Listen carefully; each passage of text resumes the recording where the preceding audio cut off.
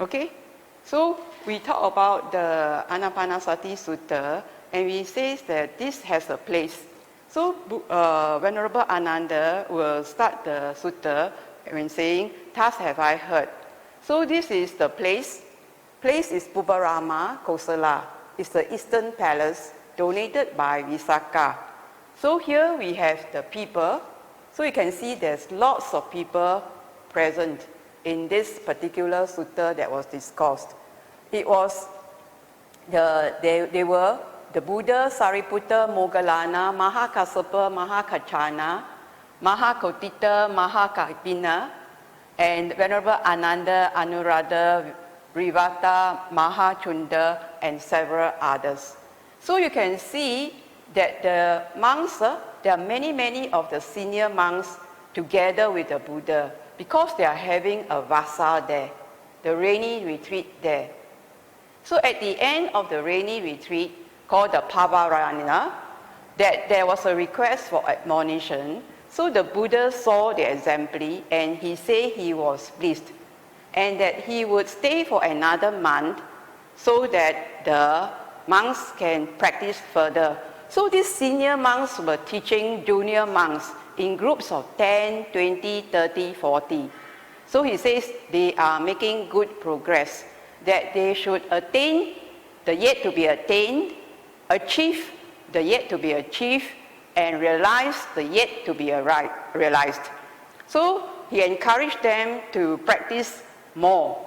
So, and then he says that he will stay on for another month to the month of Komudi, and then he will see the progress of the bhikkhus. So when the other monks in the surrounding area heard about that the Buddha was going to stay for another month there, they quickly set up for Pubarama. And the surrounding monks that came from the surrounding areas then continue to practice under these very senior monks. And here the Buddha says that they practice various practices. So the 37 factors of enlightenment. So some practice the four foundations of mindfulness, and 4 right efforts, and then the 4 spiritual bases, the 5 faculties, the 5 powers, the 7 factors of enlightenment, and the Noble Eightfold Path. And then in addition, they were also practicing impermanence, the 4 Brahma Viharas, the foulness of the body, and the mindfulness of breathing. So he says, this mindfulness of breathing, this one thing, will lead to fulfill 4 things, and lead to fulfillment of 7 things, and lead to fulfillment of 2 things. And what is that? This fulfillment of mindfulness of breathing will fulfill the 4 foundations of mindfulness. So the one, just doing mindfulness of breathing, will fulfill the 4 foundations of mindfulness. And these 4 foundations of mindfulness will fulfill 7 factors of enlightenment. The 7 factors of enlightenment are mindfulness, investigation of the Dharma, energy, rapture, tranquility, concentration, and equanimity. And with these 1, 2, 3, 4, 5, 6, 7 factors of enlightenment will fulfill 2 things, and that is true knowledge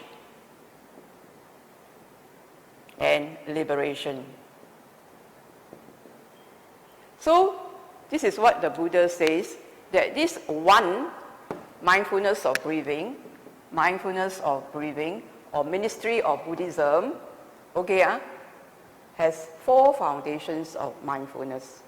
Fulfill the 7 factors of enlightenment, and then will fulfill true knowledge and liberation. So this actually says is the Noble Eightfold Path. The Noble Eightfold Path. Okay, so then we say, now we go to the specifics. So what are the specifics of the 16 steps? So we talk about the specifics. We always go to the focus of breathing in and breathing out. So it's always breathing in and breathing out and then assess. Breathing in and breathing out, assess. So the karma or the intention, your only intention is to focus on breathing, nothing else. If you just focus on breathing, all these 16 steps will unfold for you. But then he breaks it down to each step. And for each step, you experience the effect of each step. So the first step, he says, breathing in long, you know you are breathing in long. So when you breathe in long, you intentionally breathe in long. When you breathe in long, you relax yourself. You quieten down yourself. This is what the healthcare industry people will say. Breathe in long and breathe out long. So this effect of breathing in long and breathing out long is to soothe yourself. Because at the end, we want to calm you down. You want to tranquilize the bodily formation. Then the second is to breathe in short. You know you are breathing in short. Now when you breathe in long, you may be very, very relaxed. Just in case you fall off to sleep, so he says breathe in short and breathe out short. You become more alert. You must experience all these steps yourself. Okay? Then after that, you let go of doing anything, breathe in, and then you experience the entire breathing in process. The breathing in, you notice that after the breathing in, there's a pause before the breathing out. And then after the breathing out, there's a pause before the breathing in. All this you must experience for yourself. You experience the long and short of the breathing in and the breathing out. And you experience the beginning, the middle, and the end of the breathing in and breathing out. When you're experiencing it, you do not run to the future. You experience and savor the whole process of breathing in and breathing out. The process of breathing in, the pauses, so you also experience the entire breathing out and the pause. And you have to experience the pause itself. So then after that, he says, calm the bodily formation. Calm the bodily formation. So because this is a very short lecture, you take the bodily formation as breathing. So you calm your breathing. If you just do breathe in, breathe out, eventually your breath will get softer and more subtle. Then he says, calm the bodily formation. So you calm the breath. Now each step when you do something, you have to experience the effects. So you then, from the body, this is the first 4 steps. After that, he asks you to experience the feelings. So of the 5 aggregates, the body is calm already. Then he asks you to experience the feelings. What is the contact of breathing? What will the feelings be when you contact breathing? So he asks you to contact breathing. Okay? And when you breathe in, you experience, so here is, so of the 5 aggregates, the body is calm already. Then he asks you to experience the feelings. What is the contact of breathing? What will the feelings be when you contact breathing? So he asks you to contact breathing. Okay, and when you breathe in, you experience. So here it says experience. So when you experience, you don't do anything, you just experience and savor. So you experience. You breathe in and experience the feeling in the body. You breathe out, you experience the feeling in the body. That's all. So generally, contact with breathing is pleasant. So the effect should be a pleasant bodily sensation. So the Buddha used the word piti. Okay? And then after that, the next step, he asks you to experience the mind. So contact with breathing, you just breathe in, experience the sensation in the mind, means internally.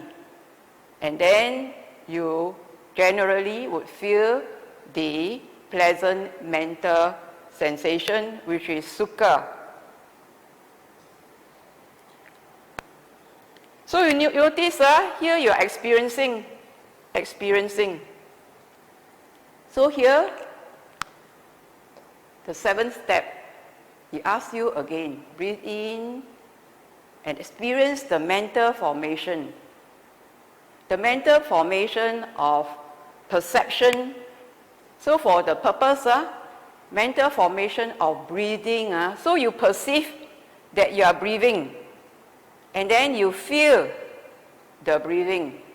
So he says these two, take it as mental formation. Just sensing only of the breathing, nothing else. Okay, So bodily formation is breathing. Mental formations is the sensations, okay, other than the breathing. So you experience the mental formation. Bodily formation, breathing. Mental formation is the perception and the feeling of breathing. And then after that, you just calm the mental formations. Calm.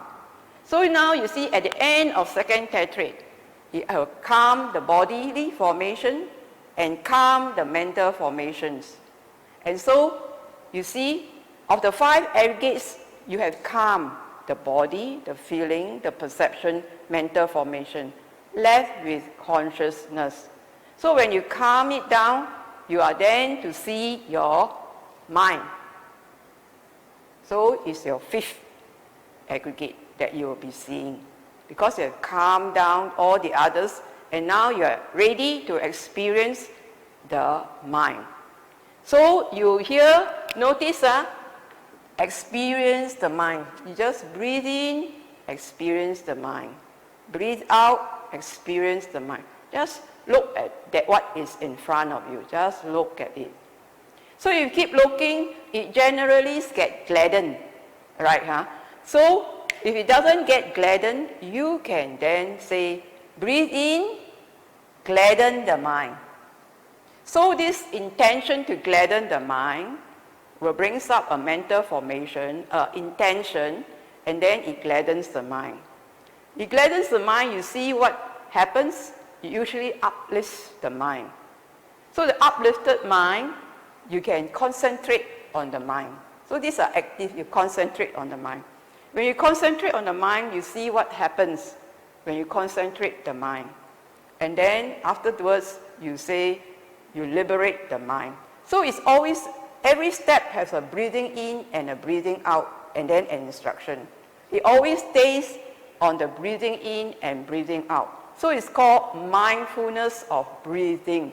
So every step of the way, you don't go away from the mindfulness of breathing, because this is all about breathing, and you are going to study the body, your feelings, your mind objects.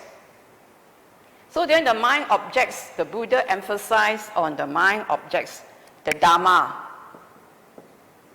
So we call it the mind objects. What is the most important Dharma that we want to experience? So he says, can you then contemplate? So you contemplate, the word is template. When you see a template, there is a view. So you look at the view. Breathing in, you look, you contemplate on the body, on feelings, on mind, or mind objects. You contemplate, right here. You don't do anything but just contemplate. So you contemplate, what are you to see? Just like you look at the sky, the sunrise and the sunset. You just look. Some people see the beauty of the sunrise and sunset. But the Buddha asks you to look at changes, impermanence. So you see the impermanent changes of the body. It may be the breath, it may be the activities, it may be the posture, whatever that is related to the body, that is the contemplation of the body. Then you see as the change, there is the fading and the cessation and the release. So all this can be seen in the body, the feelings, the mind, and the mind objects. It is for us to then know that you have to do this, the third tetrad, because then the mind is concentrated and the mind is liberated. When a mind is liberated, the mind is clear. It's not attached, it's not confined. So this is a state where you can see clearly. It's not clouded, it's not dusty, there's no haze, it's clear. So then with this clear mind, you can see very clearly. And when you see clearly, you see this. And when you see this, then you'll be able to realize the true knowledge. Because you will develop this. When you do mindfulness, you investigate your energy, rapture, tranquility, concentration, equanimity is developed. When it is developed as a mind object, it develops and develops to its fullest. So when it develops its fullness, you can see clearly. So then there is vision and then the knowledge. And the knowledge of liberation. So this technically is lead you to liberation of the mind, technically. But then it slowly leads you to true liberation, where you are released by wisdom. So by wisdom, so you have mindfulness or mind liberated as mind liberated in that sense, or mind is liberated by wisdom. So this is the Sutta, Anapanasati Sutta, and all suttas have a practice. The suttas are given for instructions in order to practice. So many of these bhikkhus who went there, the Buddha says that they have realized arahantship, non-returner status, once returner, or stream entry. So all those gathered there were Aryans. And the Buddha says that if you just take a backpack and just see, it will worth your while. Even reading this, you have so much joy, because here is the practice. And here there's this, through their practice, for the very diligent and ardent practice, for just a month, they have realized. So here we can go on to the practice. And I think I was thinking that I just go through the 16 steps and then you just dance with it. So we just sort of like go through and then you just taste it, so that we will then, you just flow with it. Don't say, can me, just do it. If you don't do it, it is like a sort of like, it can be done. You just pick up what you can pick up, okay? Are you okay?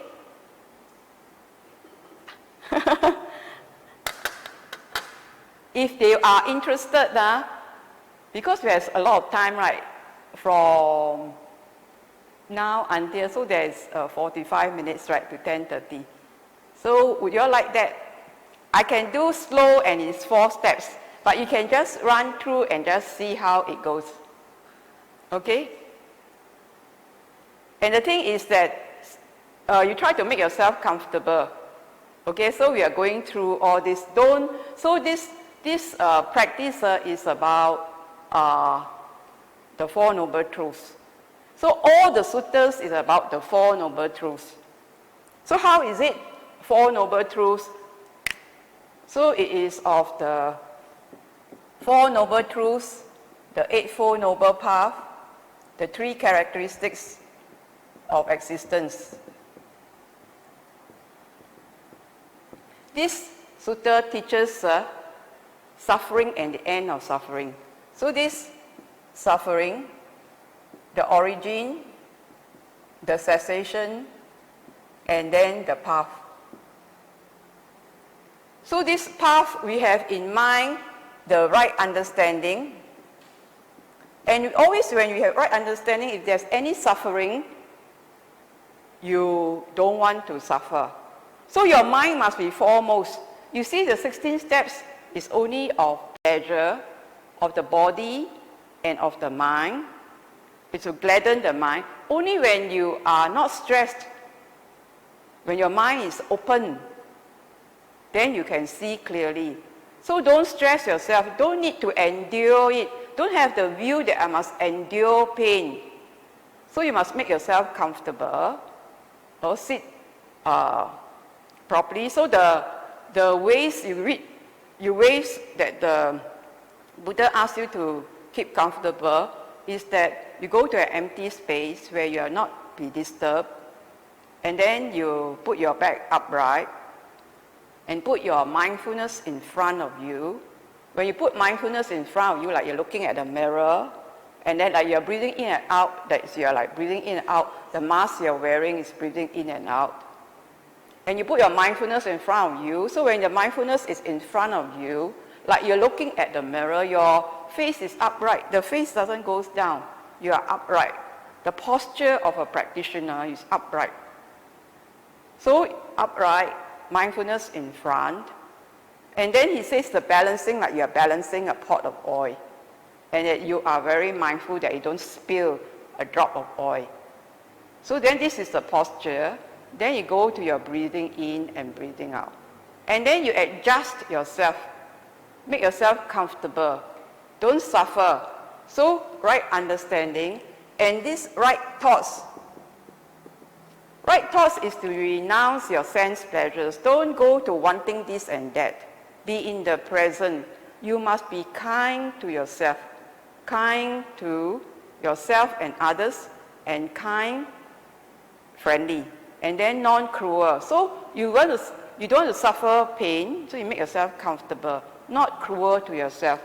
So you have right speech, action, right livelihood. So this is a quiet practice. Right speech, noble silence. This action, you are keeping the precepts. You are purifying yourself. You are not killing, not stealing, not having sexual misconduct, not lying, not taking intoxicants. So you have right action and you are right living. So this is all are right. Then you have made right effort. Right effort to practice, to stay on mindfulness of breathing. And then you are applying your mind on the breathing. So you have right mindfulness and you have right concentration. So this is the Noble Eightfold Path that you are practicing when you do mindfulness of breathing. So this is of the Noble Eightfold Noble Path is part of the Four Noble Truths. So in this you would be doing avoid evil, do good, and purify yourself. So this is the teaching of the Buddha. So when you're doing this mindfulness of breathing, you are doing this. And in these three characteristics of existence, you notice that he tells you, notice the change. Notice impermanence. You must see impermanence for yourself, then you have the perception of impermanence. If you have the perception of impermanence, the Buddha says that this is more meritorious than dana even. So he says you have to be practicing this. It will lead you to see the three characteristics of existence as impermanence, as change, as non-self. So this is what he encourages us to practice. So we do it just generally, right? Is it okay, Mr. O? Okay, so we shall practice. Okay, okay.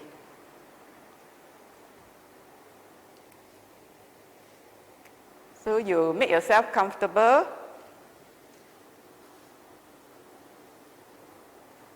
Okay, I'm to drink the water.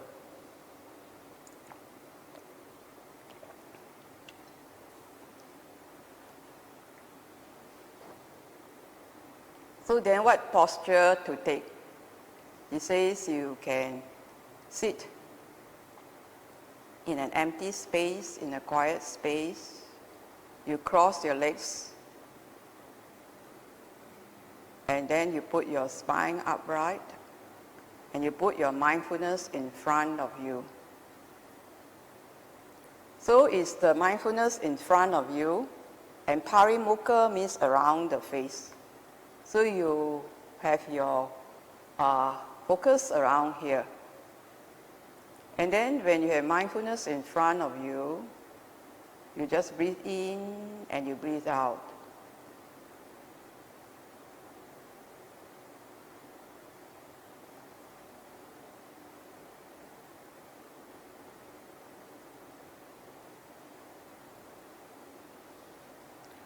You breathe in and you breathe out, you locate the breathing.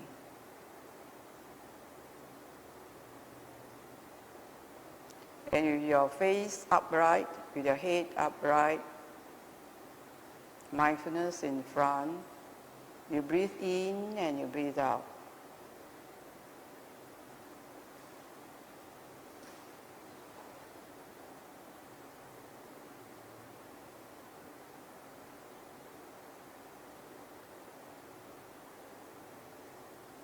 Everything is done gently.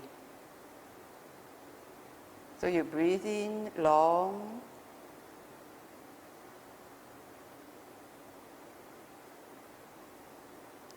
You know you are breathing in long.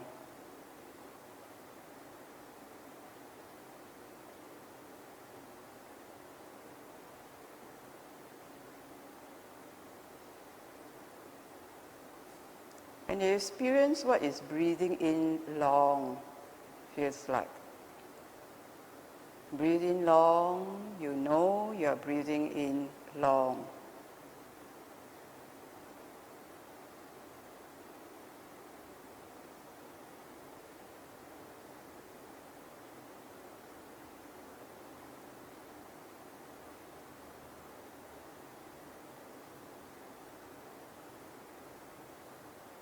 You don't need to hurry to the next breath. Whatever that you are doing, just do that.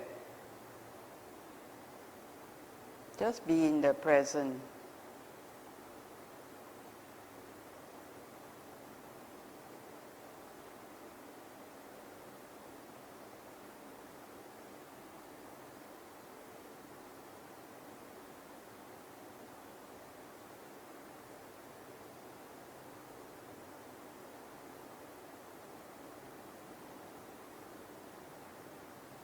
Breathe out long, you know you are breathing out long.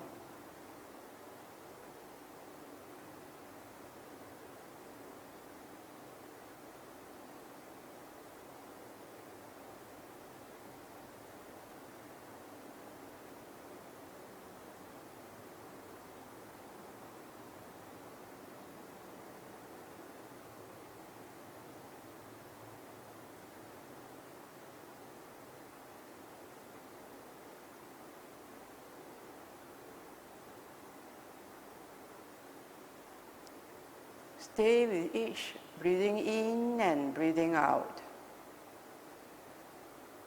Leave everything aside.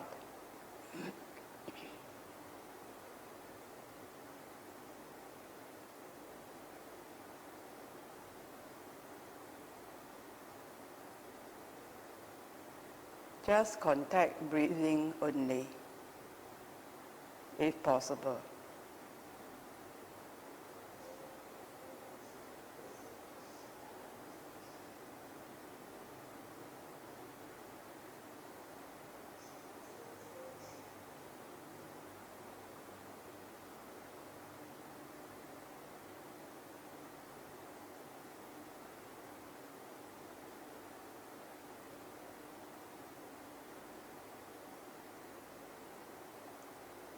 Then you notice that as you breathe in, the breath gets shorter.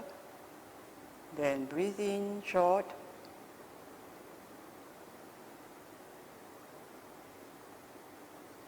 You know you are breathing in short.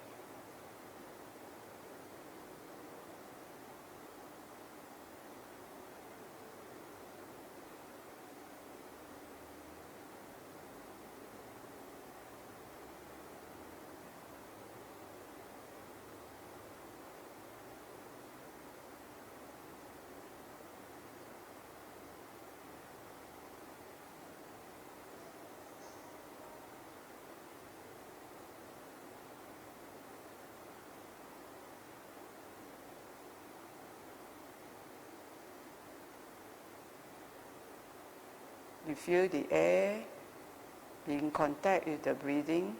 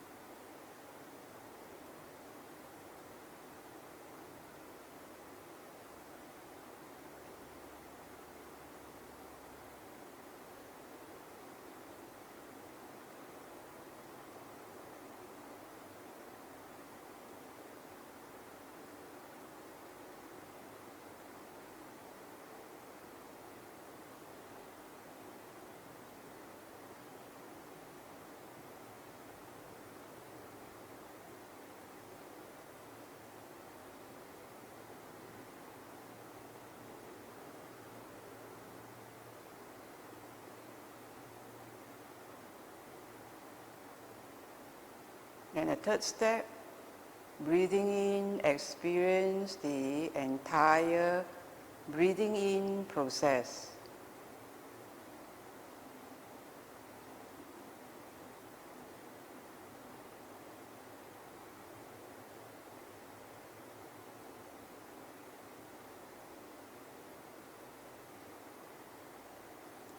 Breathing out, experience the entire breathing out process.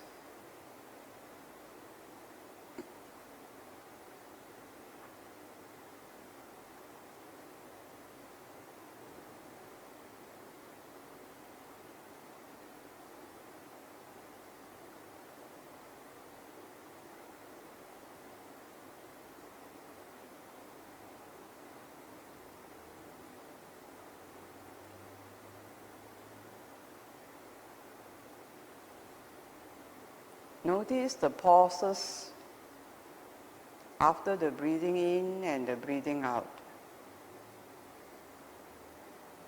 Breathe in. Notice the pause at the end of breathing in.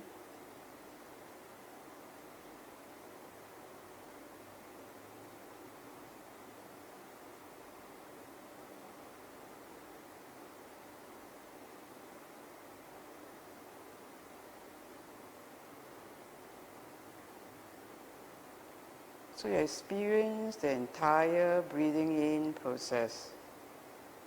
Breathing in and breathing out.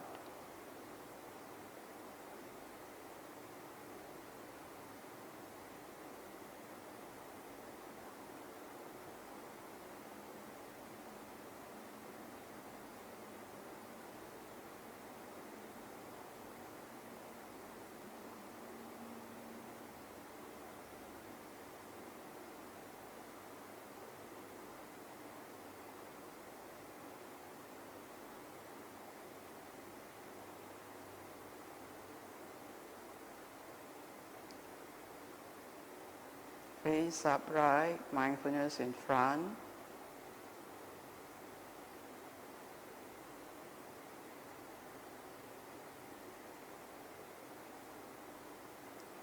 Just savor the breathing in and the breathing out process.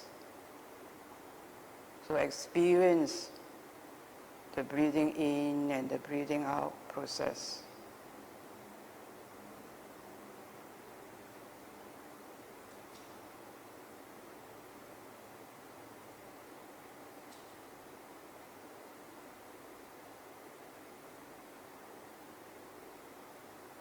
You don't interfere, you are just breathing in and breathing out. Just looking, just following the process of breathing in and breathing out.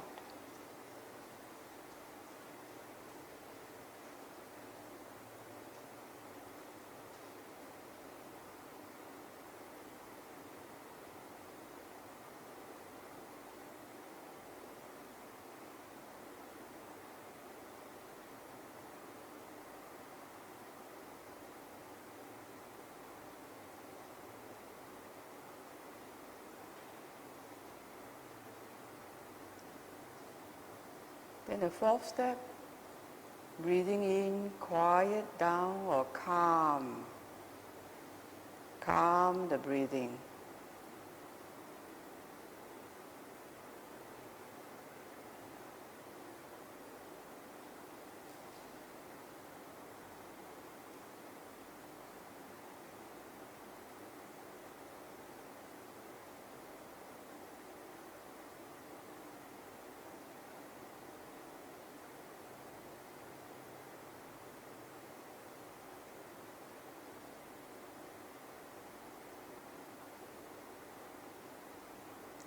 Breathing out, calm the breathing.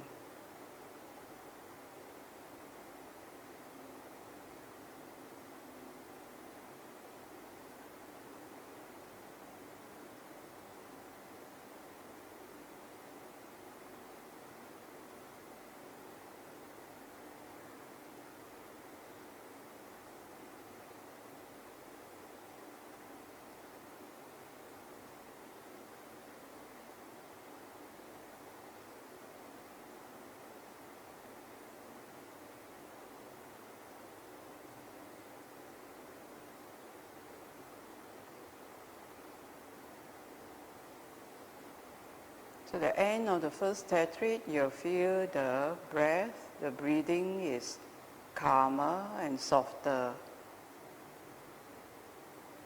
So then this is calming the bodily formation.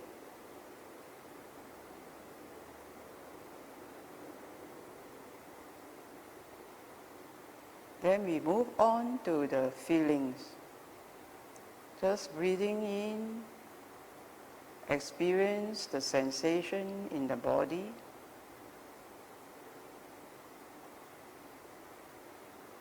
Breathing out, experience the sensation in the body.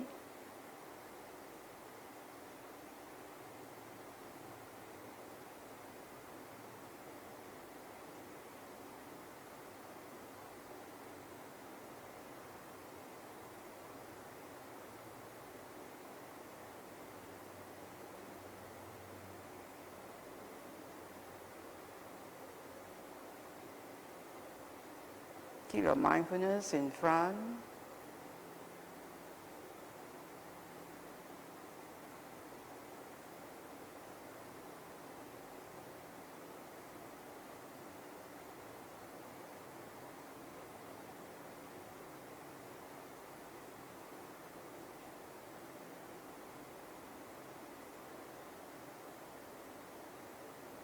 Generally, the bodily sensation is pleasant. It may be felt like tingling, gentle vibrations, soothing.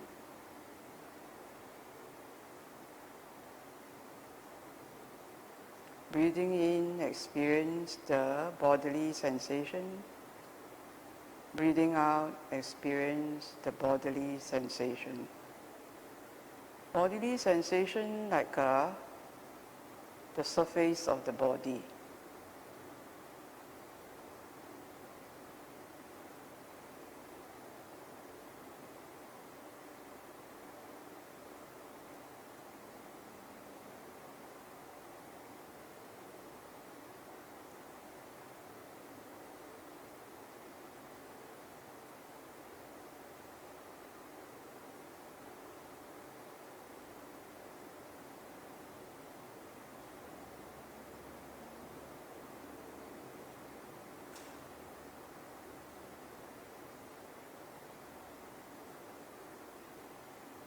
You're always breathing in and breathing out. Breathing in, notice.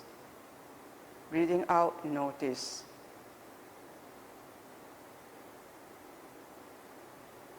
So you always go back to breathing in and breathing out. You're always mindful of breathing. And no other object, preferably.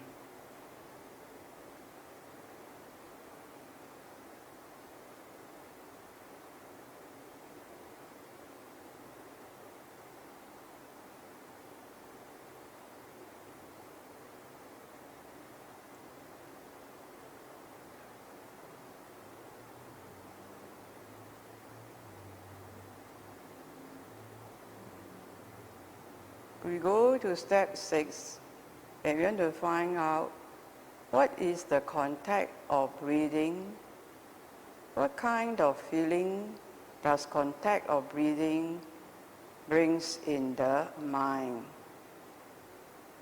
So breathing in, experience the mental sensation.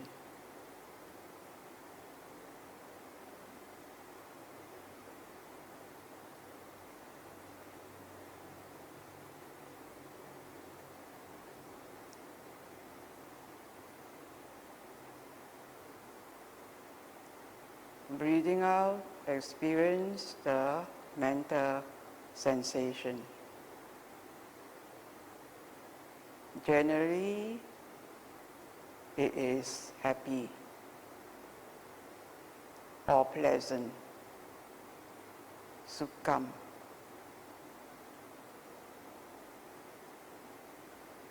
And it's felt internally.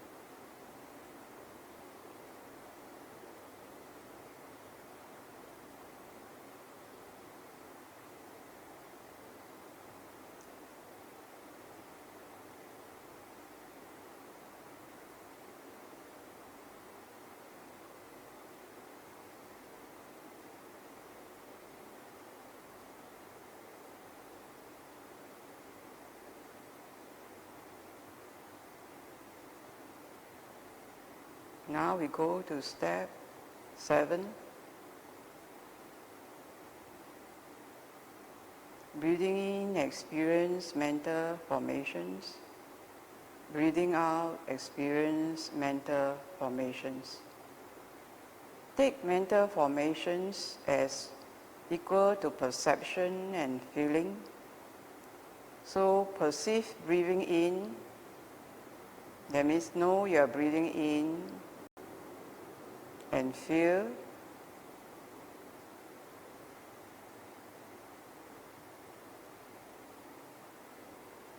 Experience the sensation in the body.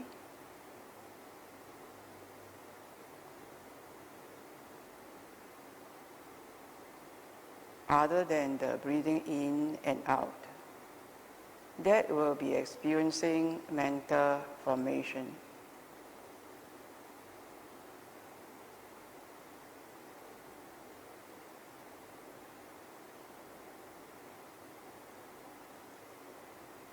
breathing in, experience the mental formation.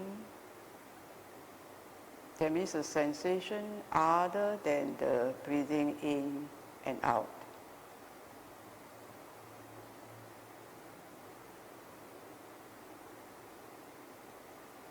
See those sensations arising and passing in the body from one end to the other. Is it from the right to the left?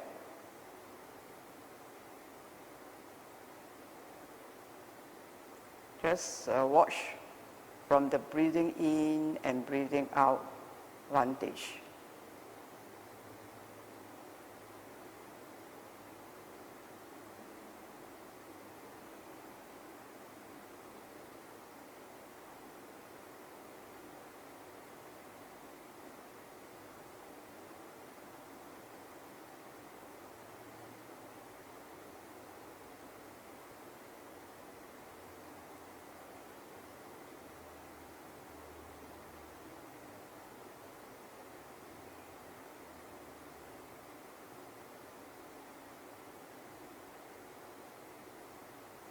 So these sensations move, so they call it emotion, moving from one to the other.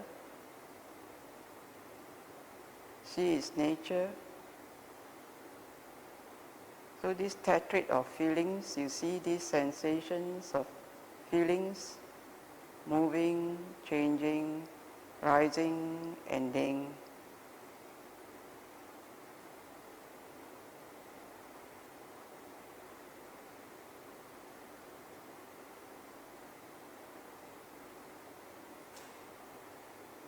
In front or face or the body, notice it. Notice whatever sensations felt.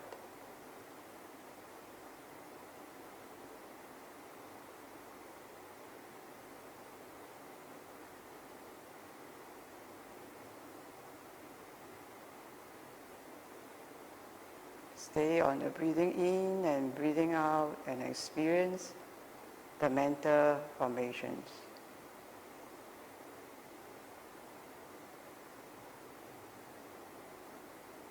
So there's bodily formation of breathing in, out, and mental formations that is rising and passing.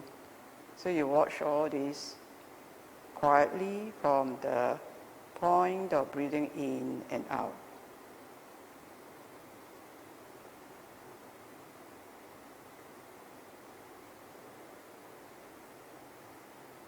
Now you know what the sensations are.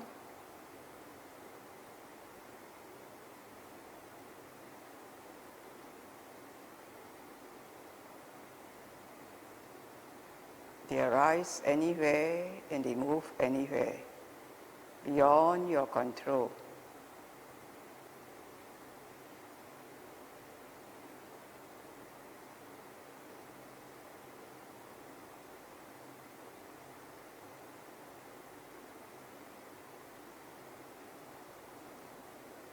Step 8. So now breathing in, calm those mental formations. Breathing out, calm those mental formations.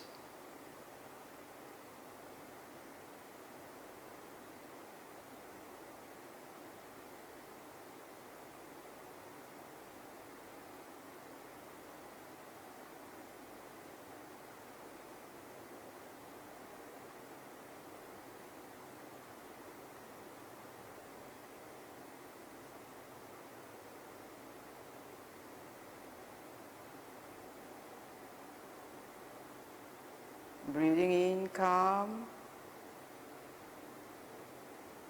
Breathing out, calm.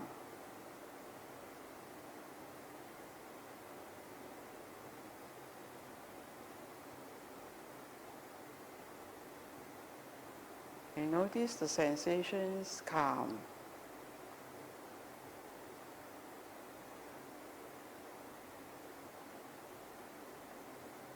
So that's step 8. Breathing in, calm the mental formations.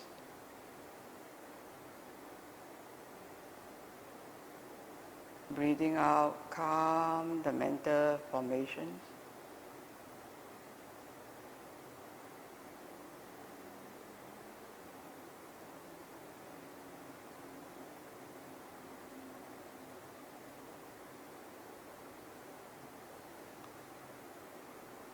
Then when this is calm, it goes naturally into step 9.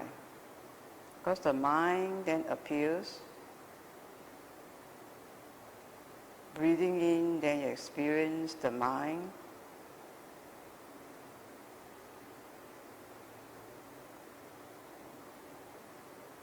And since mindfulness is in front of you, you experience the mind in front of you. Is it bright? Is it dark?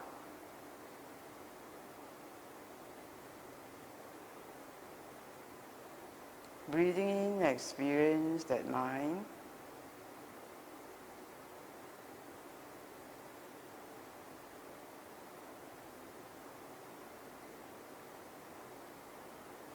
Observe its nature, the changing luminosity,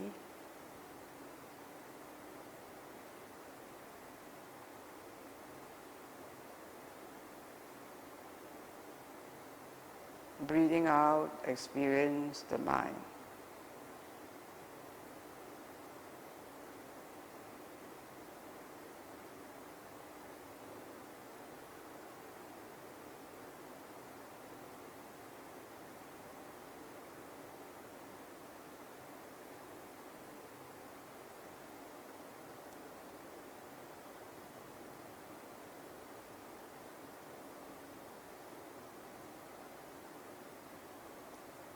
Where does it extend? The uppermost, the lowermost, the sides.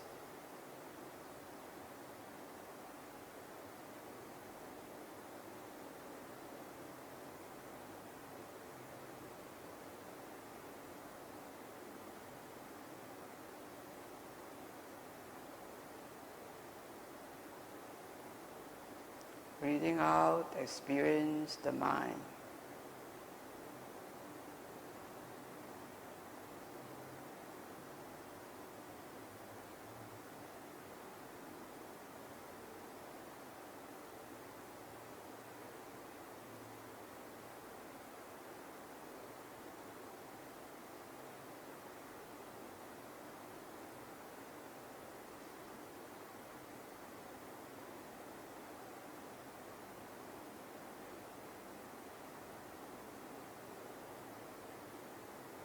You may feel happy at this stage.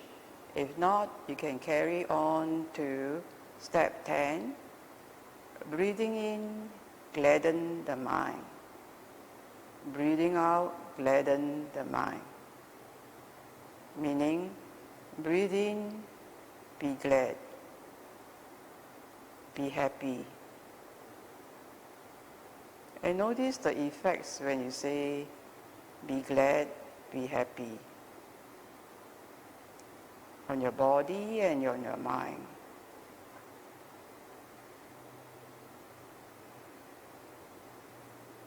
So you notice the gladdened mind now.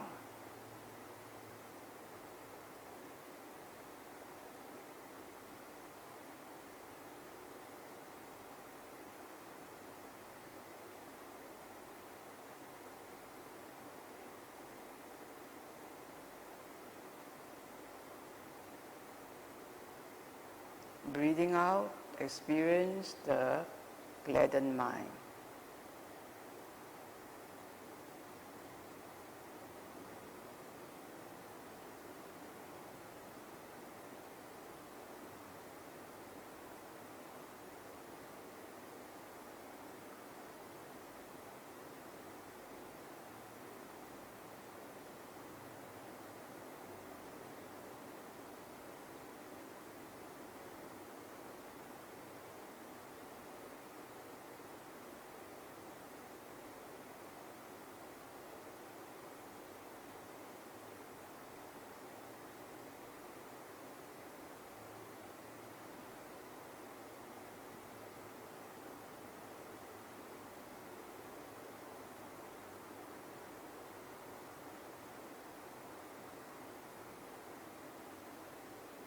breathing in, you concentrate on that mind. When you say concentrate, see what it happens to the body as well as the mind.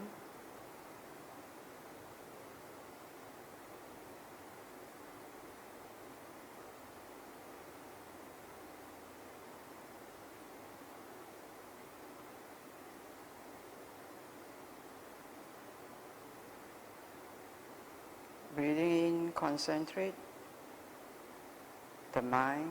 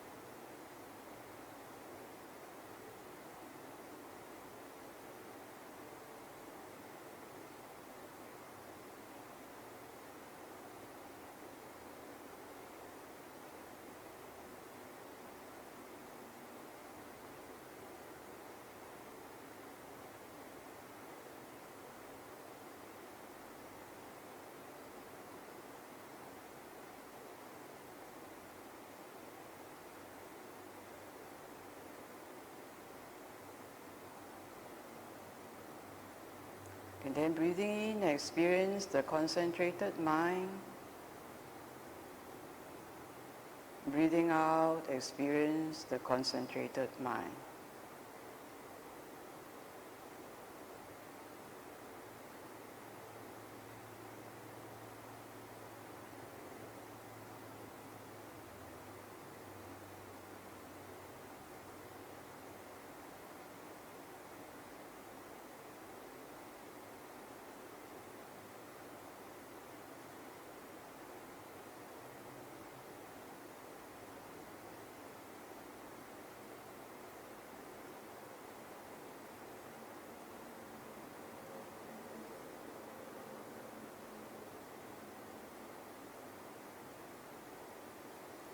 Step 12. Breathing in, say, liberate the mind.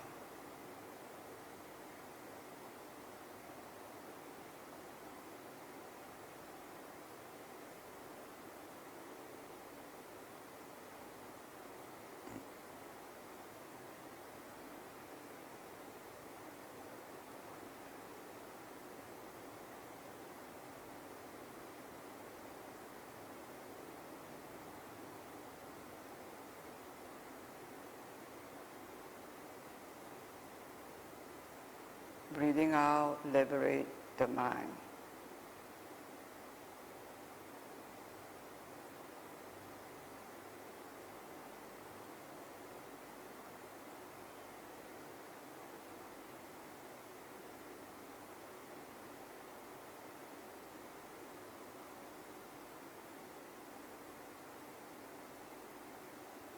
The Buddha says in the Sutta, if the mind is very concentrated and there's difficulty, then you step back and look at that concentrated mind with equanimity.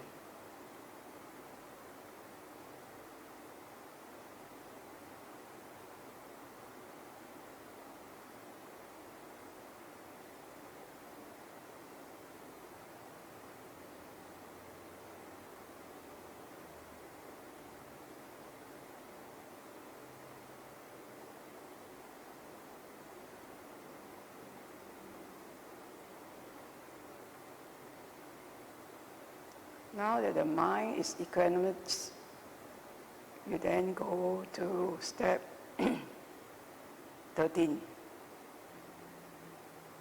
You contemplate or you look at your breathing.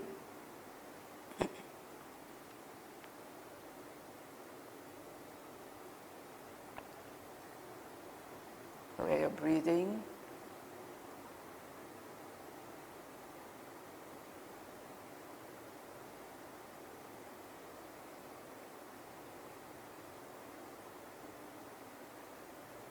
and see whether you can see its impermanent nature.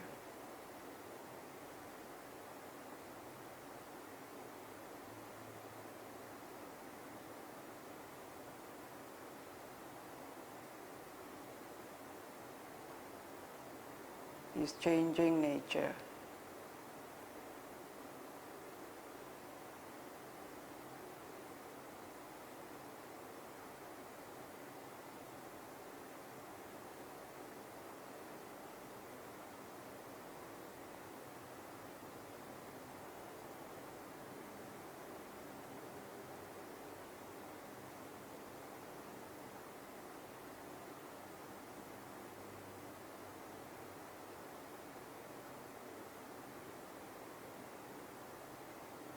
Or your posture.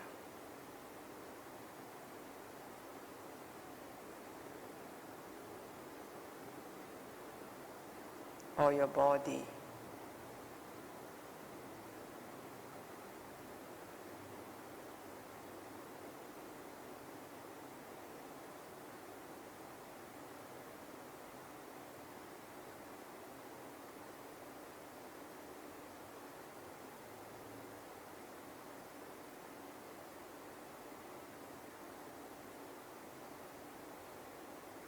Or the feelings or sensations.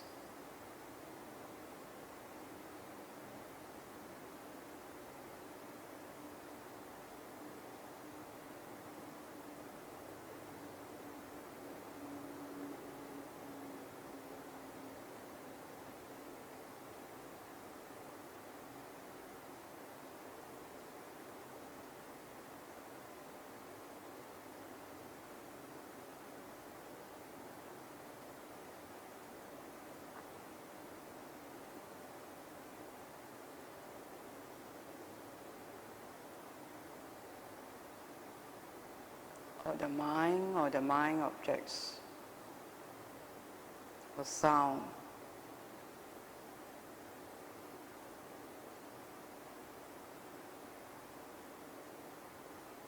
See what's changing in your body and your mind.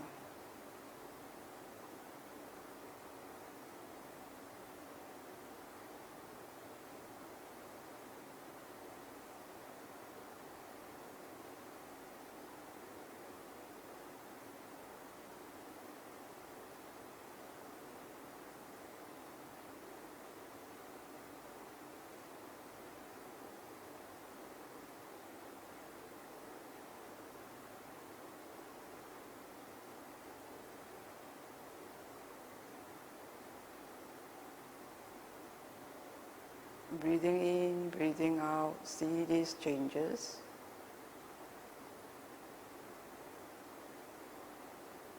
How it fades, how it ceases,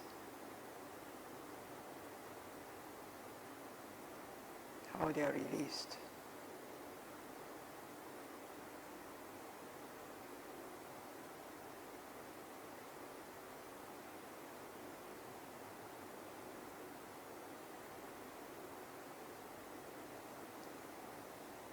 Stay on your breathing in and out. So we come to 10:30 already, the end of the session. So these are the 16 steps of Anapanasati Sutta. So you ground yourself after a meditation. You feel the bum on the seat, feel your entire body. Feel the entire body, then you slowly open your eyes. And then if you have any question, you may ask. How are the 16 steps? So it is, have to practice again and again. So it's just a taster. Is Anapanasati, does Anapanasati include both concentration and insight? So the Anapanasati Sutta, as you see, step 11 here includes concentration. And step 13, 14, 15, 16 includes insights. The insight to impermanence, fading, cessation, and relinquishment. So this Anapanasati, which is mindfulness of breathing, Sati is mindfulness, Anapana is breathing in and out. So mindfulness of breathing would lead to concentration and vipassana, as you say. Okay, next question.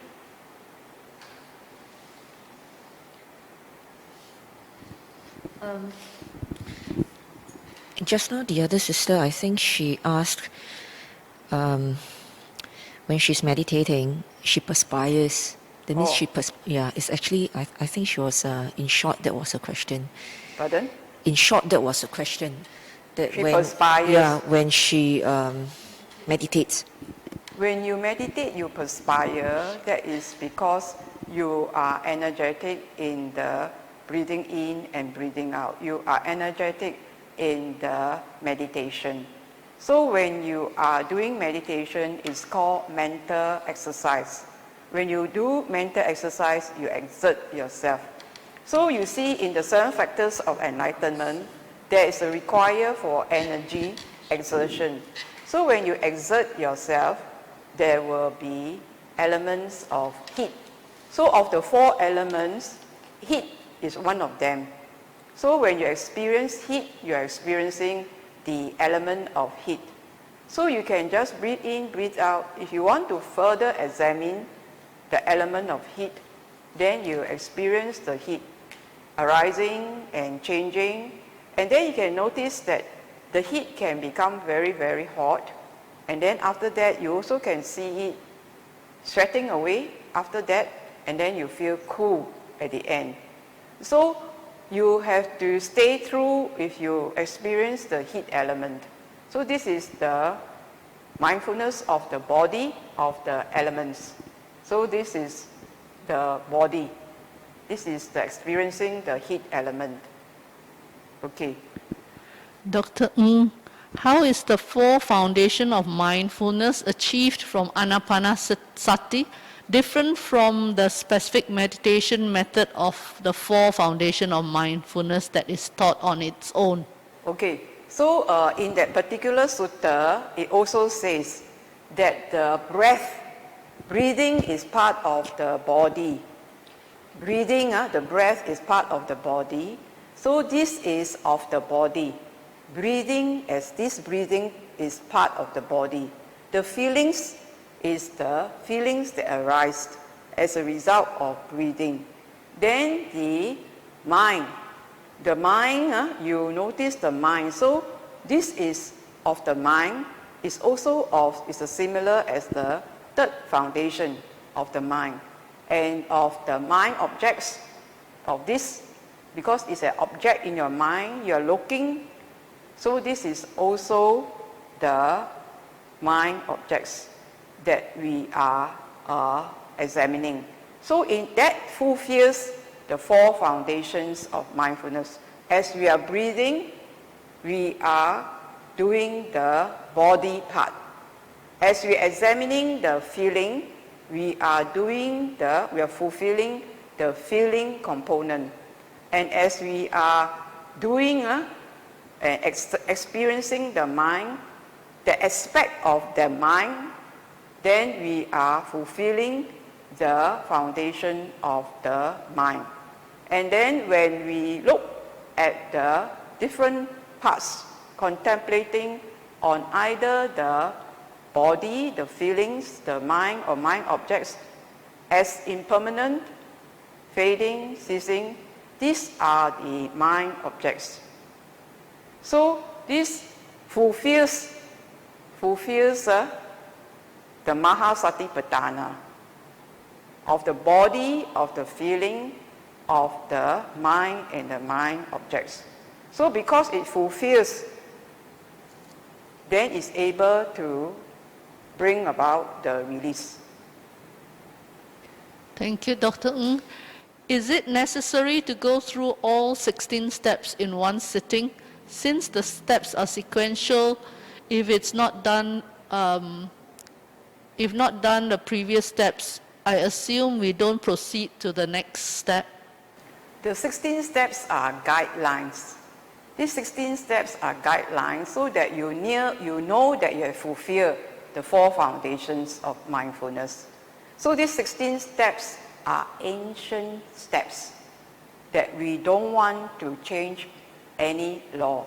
You want to do, if you feel like doing, then the training is your self-training. It's not the training of the Buddha. If you want to train your steps as according to what the Buddha taught, you should train diligently on the instructions of the Buddha, so that if you misstep, you can always go back to the step. And the thing here is this is guidelines, the 16 steps, the guidelines, allow you to flow easily.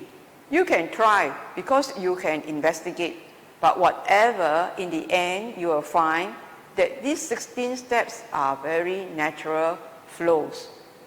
So I would suggest that since we are Buddha's disciples, and he is the most incomparable, unsurpassable, we follow the steps as we are the Buddha's disciples, his followers. So we follow diligently the steps. And if you follow diligently the steps, then we will achieve the outcome, so that we don't go round in circles. You see, he gives these 16 steps as a very efficient method, to calm you down, to calm your bodily and mental formations down, so you can see your mind. And once your mind is clear and equanimous, you can then look at the nature, the 3 characteristics of existence of your body and your mind and your feelings. So this is the way, the monks and the lay people, once they know these 16 steps and they remember these 16 steps by heart, they then move away and find an empty spot and practice ardently, diligently by themselves. And so the Buddha's teachings and the instructions should be foremost in your mind. You should know the steps and you should follow the steps. So who else to follow? If we follow our own steps, we just step round and round in samsara. So we want to step in the Noble Eightfold Path. We want to step into the steps of the Buddha's footsteps. So this then will lead you to your true knowledge and liberation. We don't want to go dancing around our own selves, right? We want to follow his steps. We want to follow the Buddha's footsteps. Thank you, Dr. Ng. What is mindfulness? I always think it means power of now, focus of now. Can you please enlighten us on the definition of mindfulness? So we say mindfulness. So the word sati or mindfulness. So this interpretation of the word sati as mindfulness. So what do you know? What is mindfulness? So mind, fully paying attention to the object, is mindfulness. So if you have an object, so there are many objects here, right? So you have the red pen, you have the blue pen, you have the black pen, right? You must have mindfulness. Your attention must be in contact with the object. Now, if I say this has gone here, your mind then goes there. Your mind, like it's a torchlight, goes to this part.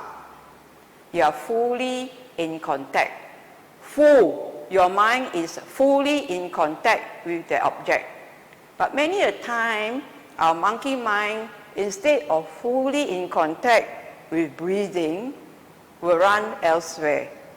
Here, there, everywhere, but the breathing. So mindfulness of whatever you are doing your mind is fully attentive. Right. Those persons who can multitask, their mind move from one to there. But is it efficient? So you have seen people walking and reading the handphone. Do you walk faster? There's an old lady walk faster than a young man who reads the handphone. You see for yourself. This is mindfulness. If you walk, you walk. You eat, you eat. You bathe, you bathe. You don't think of anything else when your mind is just fully attentive. If your mind is in two minds, then you cannot see either. So in mindfulness, it means your mind is fully attentive to the object, be it the body, the feelings, the perceptions, the mental formations, the consciousness, whatever it is, your mind is fully attentive to the object. So that is mindfulness. Then you have sampajana, clear comprehension. You may be mindful, but you are not clearly comprehensive that this object is impermanent, fading, ceasing. So there is no clear comprehension. So, but if there is mindfulness and clear comprehension, when you see the object, you also see its impermanent nature. So that's what it means by mindfulness and clear comprehension. So this is, there's a difference between mindfulness and clear comprehension. So I give you an explanation which people usually ask, what is mindfulness? What is clear comprehension? Only when you have clear comprehension of the nature of existence, then in every contact you are sure of its qualities of impermanent and its non-substantial nature. Related to this, when observing the mental formation while breathing, does this mean we break down the experience into moment to moment? The mental formation appears in a moment when causes and condition allow.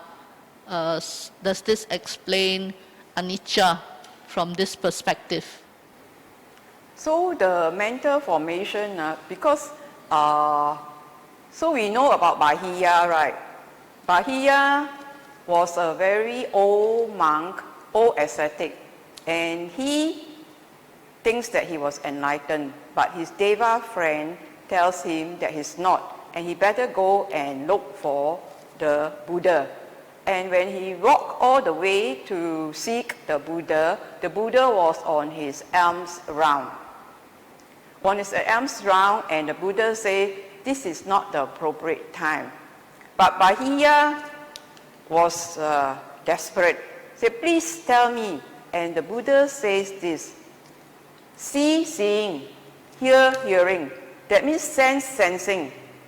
So when we sense, sensing, and we don't build up, so when you breathe, breathing only. So you perceive breathing, and you feel breathing only. So in the sutta that we have taught previously in my other lessons, MN118, where it's very clearly said that perception and feeling is equals to mental formation. So when we perceive something, and that when we perceive that this is breathing, we are perceiving. When we are perceiving, we also have a mental formation. When we have a feeling of the perception, of that contact, we also have mental formation. So perception and feeling is mental formation.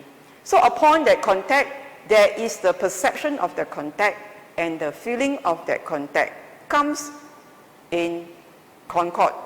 It's together. It is not disunited, it is together. So this perception and feeling is mental formation. So he says, so you sense breathing only, you're not sensing other things. Our world, we have so many things in our world that our mind fleet.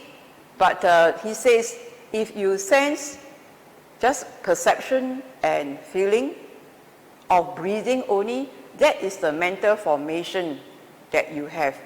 So in sense sensing, in hearing, it's just perceived hearing and feeling, and then that's it. Okay, so in perception and feeling, we sense the object. That's all.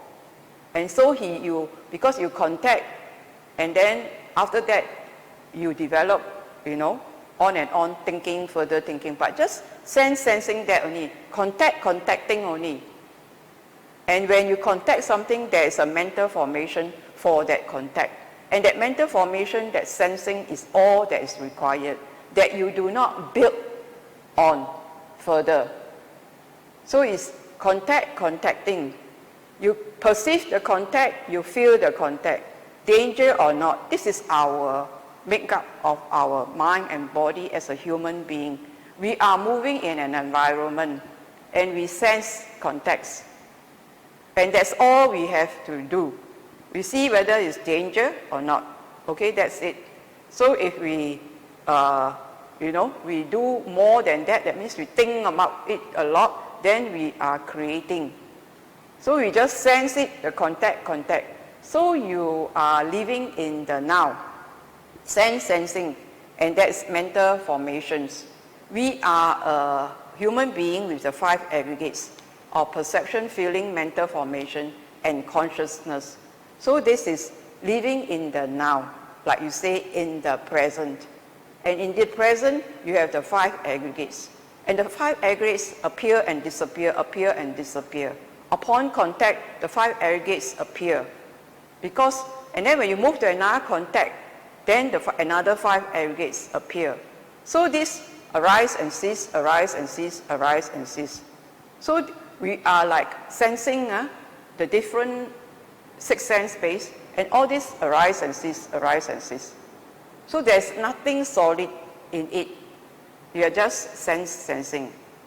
And then you don't keep the past or the future. It's in the now, as you say, in the present. And even in the present, it's disappearing. So there's nothing to hold on at all. Thank you, Dr. Ng. We have 3 more questions. I'll combine 2 together. It's similar. I think you just say one by one. Okay. Otherwise, someone says, when we have mindfulness of our subject and we are still aware of our surroundings, is it right that we do not react to this? React to? When you're mindful, right? Yeah, So, to the surroundings. Because you are being very mindful to the subject, that means the object lah. Okay, so we used to say the object, okay? When you are aware of the object and that you are breathing in and out, you become very clinical. You become detached. Okay, so you are also observing the surrounding. So you have a situation awareness. What is the question? Is that what he means? That means that person do not react to the surrounding, but just... Right. So when you are detached, you don't react. So you are not reactive. You are reactive when you are attached to it already. So by being very mindful of your breathing in and out, you then can have a situation awareness, and that you don't react as much. You are just objectively assessing the situation. Okay, the second question. When we have a monkey mind, should we just push it away? When you have a monkey mind, you just know that you have a monkey mind and that you want to train the monkey mind. You just train and say, come here, sit here, stay home. Stay home at your breathing in and out. Don't wander around your body. Don't wander out of your home. Just sit here at home and do meditation. And then when you're sitting at home, stay in your breathing in and out. So you see, you seclude yourself from the surrounding, from outside, then you stay home, And when you stay home, your body, you can be distracted by the body, other body parts, but you just stay in your breathing in and out. So this is training. If you do not tame your monkey mind, you may die with a monkey mind. When you die with a monkey mind, you go all over in samsara and suffer again and again. So we grow old and then we will die. You either grow old and die with a tamed mind or an untamed mind. So this is important, to train the monkey mind. And this is all about training. Last question. How do we achieve concentration of the mind, and how do we know we are there? Concentration of the mind is experience. You have to practice. So when you practice concentration of the mind, you concentrate on the mind. So the characteristics of concentration is serenity and non-dispersal. You will have unity of the mind. So when we are mindful, we are watching. Whereas unity, you are inside. So it's like when you are seeing people swimming, you are like mindful people swimming. Then when you are in the pool, you know you are in the pool. You are united with the water in the pool. So this experience, you will know where you are. Because you will know whether you are outside the pool or in the pool. So this is something you will know. And that serenity of the mind, if you do it, you notice that in the Noble Eightfold Path, concentration is the last. So I always say that you must practice the right understanding, and the right understanding in your mind as a mind object. Is this suffering? Whatever you volitionally do, is this suffering, will cause suffering or not? And your right thoughts, speech, action, livelihood, effort, mindfulness and concentration. Then concentration comes. Do not be too eager to do concentration. If you are too eager to do concentration, you may be putting the cart before the horse. You are putting concentration foremost. Don't do that. You have to do the Noble Eightfold Path. You must see this is the sequence. You have to develop the virtues, then you have the samadhi, then the panya will grow. So the concentration comes very naturally. It has serenity and non-dispersal. It doesn't carry with it the headaches or whatever that people experience. Notice in the 16 steps, Buddha's discourse, it is perfect. There is no pain here, right? He suffered 6 years of ascetic physical self-torture.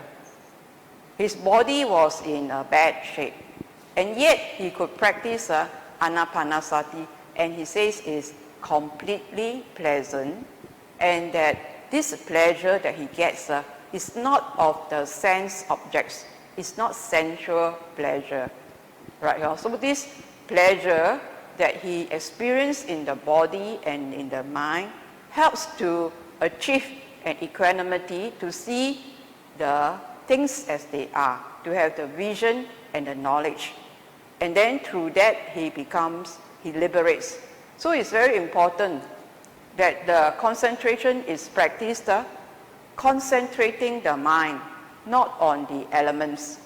So all the samatha practice is concentrate on the mind. And even external objects, the flame or the colors, kasina. But here he asks you, you want to have mindfulness in front of you. Okay? Where you are in between internal and external. And mindfulness of the breath is very middle as it gets. Right? So it's very important to do the practice. You read the sutta again and again. It will give you new light every time you read it again and again. So we come to, is this the last question? Yes. So we come to 11 o'clock and then we will end. And Dr. Hu, is okay? Yeah.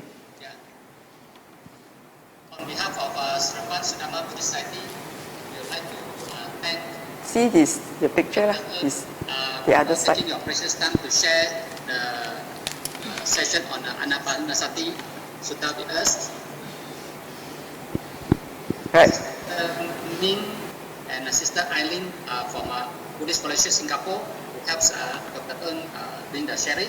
Not forgetting also Brother Chico, who the puja session this morning, Sister May, who helped the co-host, and of course all of you all who tune in to Dr. Ng talk this morning. We really like to say a great gratitude to all of you all. And we would like to invite Dr. Ng to do the sharing summary. Okay. Thank you, Dr. Oh. So we shall share merits with the Devas. These merits with the Devas, to call upon the Devas of great power to protect the sasana, the teaching, and the beings. So Akasata Chabumata Deva Naga Mahitika Punyam Tamanumudidva Chiram Rakantu Sasanam.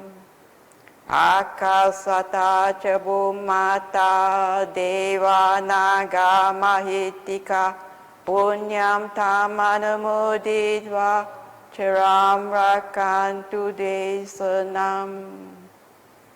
Akasata Chabumata Deva Naga Mahitika Punyam Tamanumudidva Chiram Rakantu Mam Paramti. We share our merits with our departed relatives. Idam me nyatinam hotu sukita hontu nyatayo. Idam me nyatinam hotu sukita hontu nyatayo. Idam me nyatinam hotu sukita hontu nyatayo. Sadhu, sadhu, sadhu.